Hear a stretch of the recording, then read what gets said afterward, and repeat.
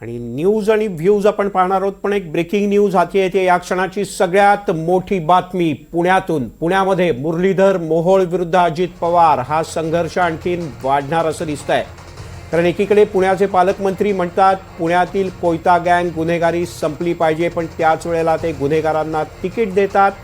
हे अजित पवार यांच्या कुठल्या तत्वात बसतं असा सवाल भाजपचे नेते आणि केंद्रीय मंत्री मुरलीधर मोहोळ यांनी थेट अजित पवार यांना विचारला आहे। आणि याच प्रश्नाला आता उपमुख्यमंत्री अजित पवार यांनी देखील जोरदार प्रत्युत्तर दिलंय आणि भाजपवर अर्थातच मुरलीधर मोहोळ यांच्यावर जोरदार टीका केली आहे। एकाला परदेशात पळून जायला कुणी मदत केली असा सवाल करत निलेश घायवळवरून अजित पवार यांनी भाजप नेत्यांना थेट सवाल विचारला।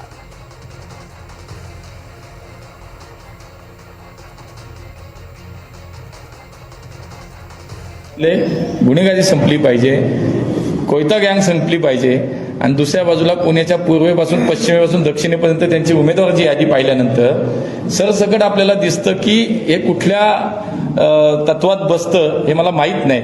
नक्कीच मला असं वाटतं की शेवटी राजकारण्यांनी सत्ताधाऱ्यांनी या शहराच्या कायदा सुव्यवस्था सांभाळण्याची जबाबदारी स्वतः पहिली।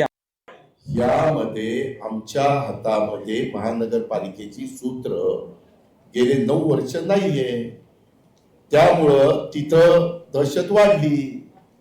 हे साधं सरळ गणित आहे।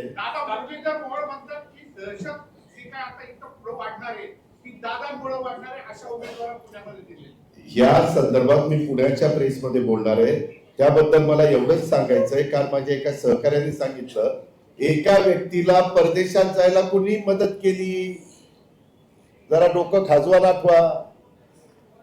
पुण्यामध्ये एक व्यक्ती परदेशामध्ये पळून गेला की नाही, त्याला पासपोर्ट कुणी दिला, कसा गेला, काय गेला, याचा जरा नीटपणे चौकशी करा। आणि त्यांनी पण वेगवेगळ्या लोकांनी वेगवेगळ्या निवडणुकीमध्ये कुणाकुणाला उमेदवारी दिलेली आहे गेल्या 15-20 वर्षात, त्याचंही रेकॉर्ड काढा।